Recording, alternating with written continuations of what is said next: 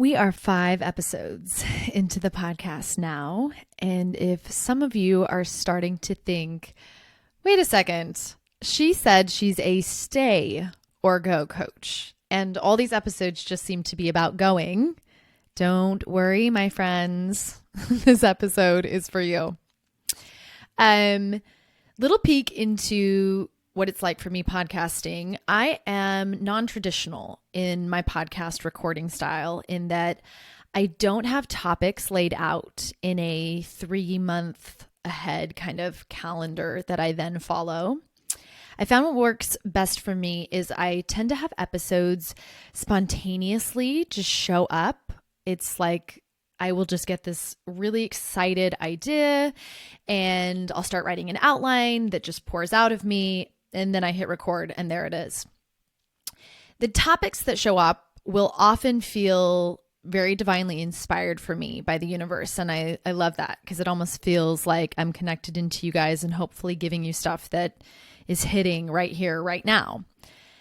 When I looked back over these first 5 episodes, it was kind of neat for me to realize that these first 5 episodes are very strongly on the go end. And I do think that's because the majority of you that are going to find me typically are very well practiced at staying already. And I think the universe probably knew that for these first episodes, you might need a dose of some new thoughts around going to shake you up. But like all things in life, I could feel this balance coming back towards the end of that last episode where I was like, okay, it's time to talk a little bit more about the staying piece and this possibility that your answer may not be going. So I want to start off the episode today by mentioning the 3 most important. So with that in mind, the episode today is going to focus on 3 of the biggest reasons why I decided to coach women specifically in that space. And the first one is that it really came out of me being at a point in my life when I started coaching where I had just gotten out of going through the process of divorce. Like everything was still so fresh. I think I had just like 7 or 8 months before this finalized my divorce. So my struggle was still very fresh. I still knew exactly what it felt like to be horribly confused, to feel insanely trapped, to feel terrified. At times I can still bring that feeling back up in my body. It's just this like just crushing, everything just feels like it's being squeezed shut in my body. And I remembered how when I was in that space, I really did not like when people would try to tell me the choice I should make. It would actually just create more pressure for me. Or if they were speaking to me about it, but they were kind of making it obvious, like there's a clear choice here. You know what the answer is. And that's mainly because for me at the time, I really needed to just be able to exist in this in-between space for the moment. Now, not forever, of course. I don't want you considering divorce for your entire life. Ideally, that's why I'm here, is to help you through that process. But this is a really unique space and time, and I just needed a neutral party to support me while I was taking the time to find my own answer.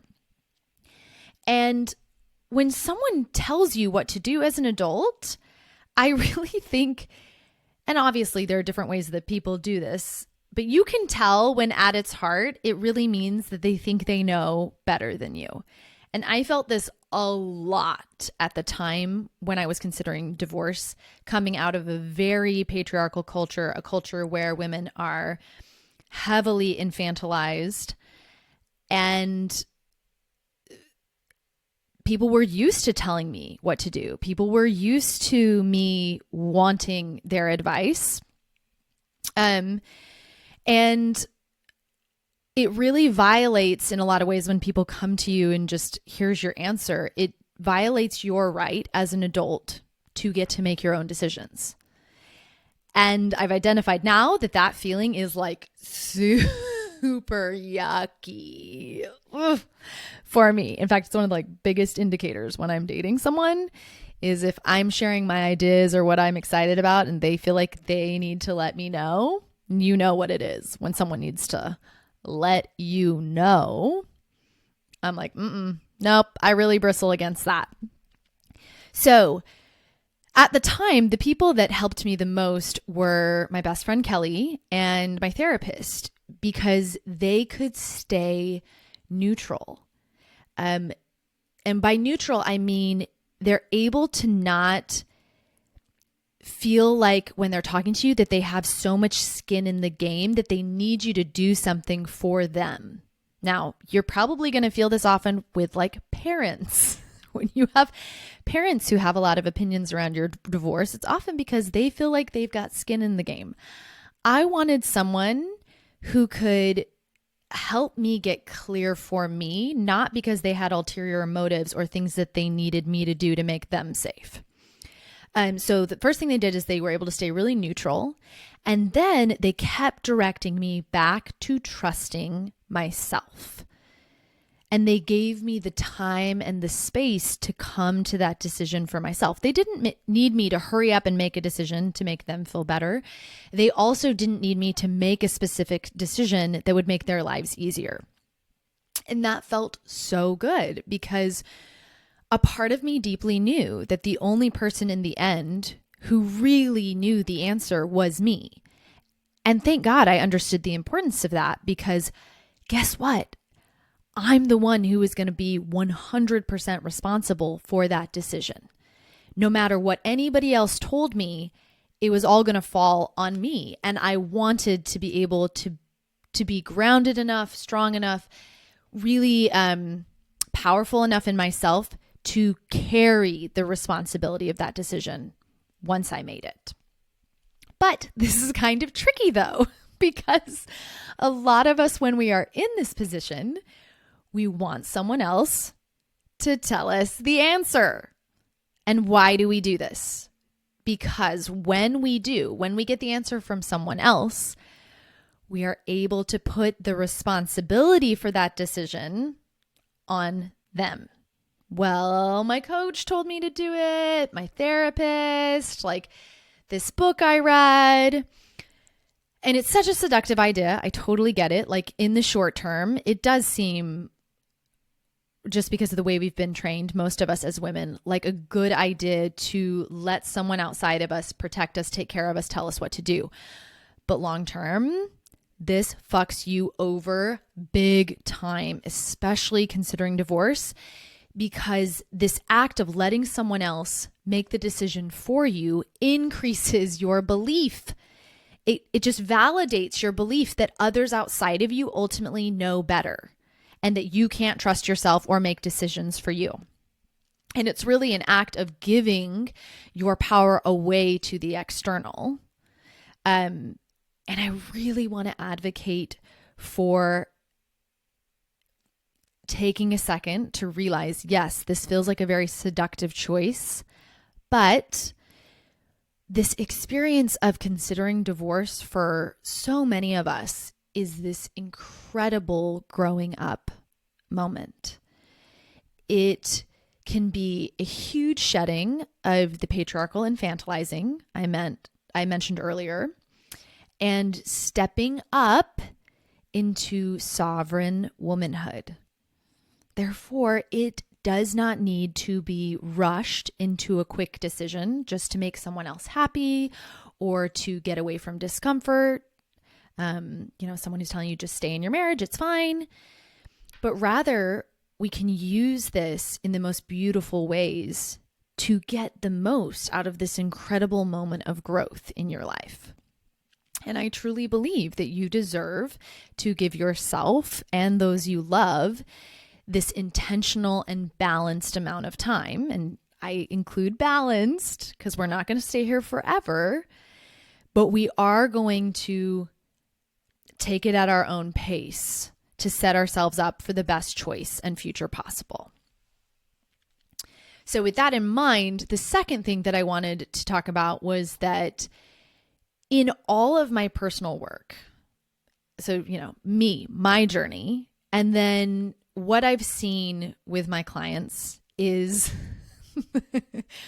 when I go try to just fix something externally without doing the internal work first, I always end up having to do that eventually. Like quick fixes on the outside usually just end up being, more work in the future. And how this ties in is I would say like going and getting a divorce just to get away from the discomfort of figuring it out. It will solve some things for you, especially, and I have a big caveat coming up later that's going to tie into this more, but I will caveat that with if you are in a marriage where you are experiencing emotional abuse, manipulation, physical abuse, narcissistic abuse, external changes help tremendously. But there's this key piece of realizing that making this external choice, it's going to solve some things for you, but these things you're wanting most, this self-empowerment, this self-love, this connection, this ability to go out into the world and make the future you most want possible, just getting a divorce will not give that to you. Because getting divorced is just taking an action. And one of the most important things I learned as a coach that I am obsessed with is how important your thoughts and your feelings are rather than just taking an action. This is why when we, set resolutions and we say, oh, I'm going to go work out all the time at the beginning of the new year and it never happens, it's really hard to go take action if you don't have belief fueling it. And your beliefs are made up of your thoughts, creating feelings that push you towards action.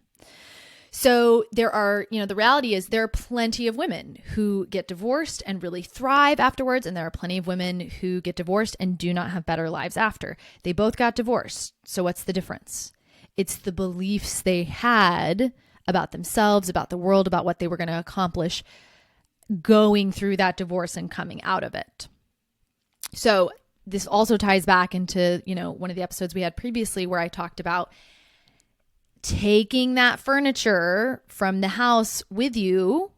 The house is your brain. If you take your brain with you and you don't clear out all the furniture, you are going to end up doing patterns over.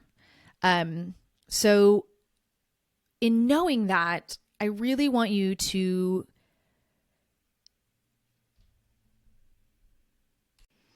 Okay, so here's where I do want to pause and drop deeper into that caveat that I mentioned earlier, which is this is very different. I want you to think of it as totally different world, like different planet.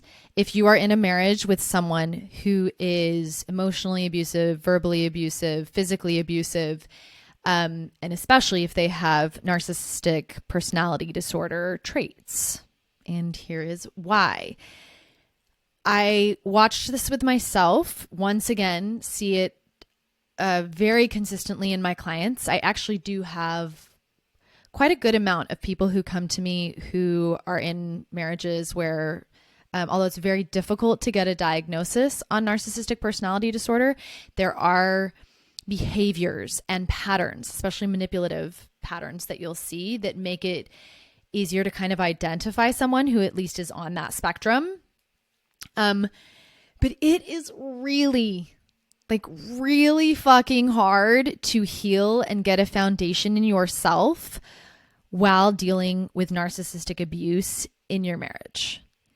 And it just takes so much energy to manage the narcissist that you really can't get your head above water. In my own marriage, my husband definitely had narcissistic personality traits from his own childhood, which I'll have to do another episode in the future about how, typically the relationship dynamics you grow up with your parents are going to be reflected in your own marriage later. So of course I had a narcissistic mother, and have a more codependent personality. So it makes a lot of sense that I went and married someone with a more narcissistic personality to fit that codependency in me. But what I found is it was just, now that I've done personal work post-divorce, I look back and I realize how incredibly hard it was to do my own work while simultaneously having to deal with all the input happening in my marriage. And what that led to is, like I said, I couldn't get my head above water. All my energy was going towards just treading. I was not able to get to land. And I've seen how since then, once that weight was dropped of so much energy having to go to the fights and the figuring outs and the communicating and the just going round and round and round in the crazy room in my marriage, I've been able to make so much more progress now because that energy can be directed towards me. And in instances where I get into coaching with a woman and I realize, okay, we're definitely dealing with someone that's probably on the narcissistic spectrum. In these instances, I take a different approach. And that approach is heavy education up front about narcissism, and then strategic and efficient movement towards getting them out. Because often, once we do get them out of the marriage, what we see, shockingly, is dramatic improvement in a reduction in their depression, a reduction in their feeling crazy, a reduction in them hating themselves, a reduction in feeling exhausted and drained all the time. Because depending on the amount of narcissistic abuse in the relationship, that can take an insane toll. And most of you don't even realize it. Because if you're like me, I'd been with a narcissist my entire life. I'd been with my mother up until the age of 19. And then I got like one semester away at college or 1 year of school at college, and then got married to my husband. So right back in with another narcissistic personality. And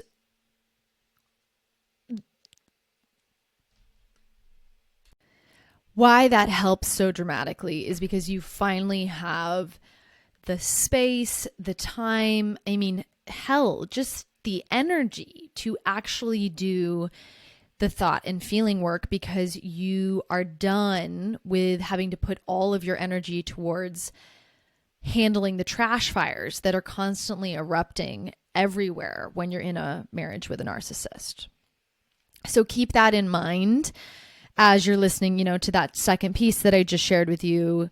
You've got to make sure you know if there is any kind of manipulative abuse, narcissistic abuse. Obviously, physical abuse, you're going to know. I think it's the mental and the verbal that's a little bit trickier for women to notice, but it is absolutely as insidious and damaging. Okay, the third and final reason that I decided to focus on women specifically considering divorce, and this is like the part where it gets really yummy for me, is that I think this period of time where you're in the decision process can be one of the most magical and opportunistic times for personal change. And when you do that personal change, it can sometimes, I have seen it can sometimes open previously inaccessible parts of your partner. So let me explain what I mean. When you're considering divorce, you are in one of the most heightened moments of your life, and that can make you more open to thinking outside the box, considering different ideas, and really questioning, right? That's where I was at. It was like, okay, everything I thought I knew about life is not working. I'm really struggling. What the fuck is wrong? So you're open, okay? And this just seems to be a natural part of being human, which is that sometimes we don't change or open to different ideas until we are in a lot of pain. And that pain, if we'll let it, can be pure magic because it can catalyze us for the growth.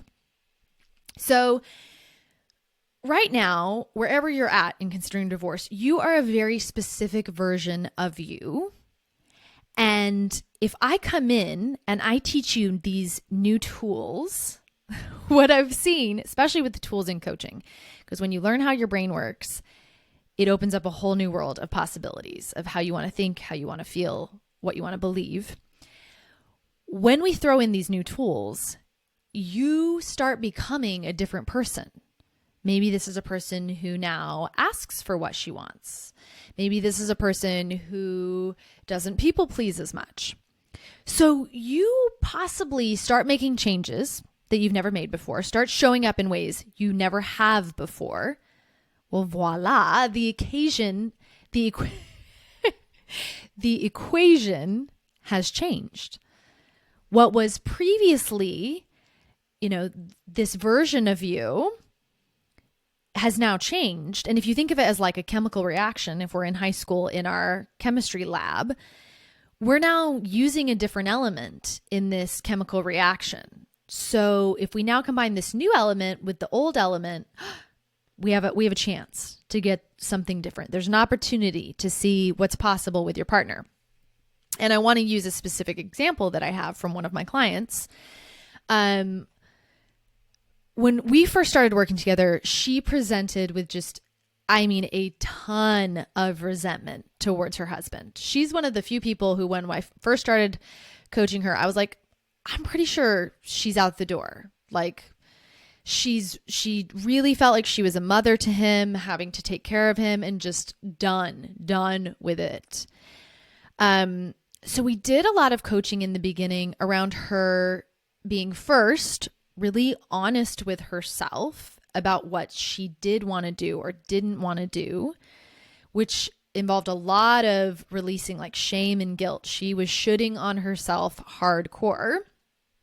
And then once we had that piece in, it was stopping the people pleasing with him, like letting herself feel uncomfortable, saying no, and like pulling back on the lying to others, which is what we do when we're people pleasing so that they'll like you, like letting other people be disappointed in her. And what we found is her husband was actually like really surprised. I mean, I was even shocked at how little he knew that she didn't like doing all those things she'd been doing and had built up this resentment. And I think, if I think back, I even remember the coaching call that we had where things kind of turned the corner for her. She was at some park, and I remember her being like, I think I want to keep trying things out. I think I want to stay. And I was like, wow, because she'd been pretty set when she first started on leaving. So it was a great example to me of how the roles can change, and you get to see if your partner is open to evolving as well and creating a new marriage with you. And in their case, ultimately they did. When we finished our coaching together, she had decided that she wanted to stay married. And beautifully enough, she just reached out to me in April of 2022 to let me know that she was still communicating her wants and needs way better, that she was, instead of doing what she thinks she should do, she was being honest. And I especially loved this part where she was like, I now cook, he now cooks 50% of the time. And if he doesn't want to cook and I don't want to cook, we just decide to go out. And she also mentioned that she just doesn't do laundry anymore because she'd communicated with him that is not her thing. She does not enjoy it. And I love that. I love that for them. So the takeaways I most want you to have coming out of this episode, I guess first off, I want to say that yes, on this podcast, you are probably going to hear me end up talking more about going because it's the flavor of my own personal journey. And because I know that culturally, I know there aren't enough voices out there that are advocating for a reality where you can leave if you want to and thrive afterwards. But with that in mind, it's really important to me to remind you of what I think is the most important foundational piece of my podcast, which is that, yes, I'm going to share a lot of ideas with you, but ultimately your truth is the only part that matters. Because when it comes to your individual choice, I am very solidly neither pro stay or pro go. What I am is pro you, making a choice that your soul knowing confirms, even if it's just to you, is best. And guess how you do that? You do that by sifting through the thoughts and ideas around you, the things I'm going to share with you, the things you're hearing other coaches talk about, and feeling what truly resonates as truth. What calls to you, what inspires you, that is your truth compass inside. And for some of you, that may feel like opening up with more vulnerability in your marriage. And if that's the case, go do that. If it feels like leaning into taking more time to yourself and maybe reading a book like The Wizard of Oz and Other Narcissists, do that. By the way, one of my favorite books. Whatever it is that feels like the next step for you, do it. You can trust yourself. All right, y'all. One thing I want to be adding to my podcasts at the end, because another piece I've realized is really important, is just conveying how much I love y'all. Because often when we're at this point in our lives, it can feel very lonely. So I'm going to start closing my episodes by just reminding you that I see you, I love you, and you're not alone in this. Till next week.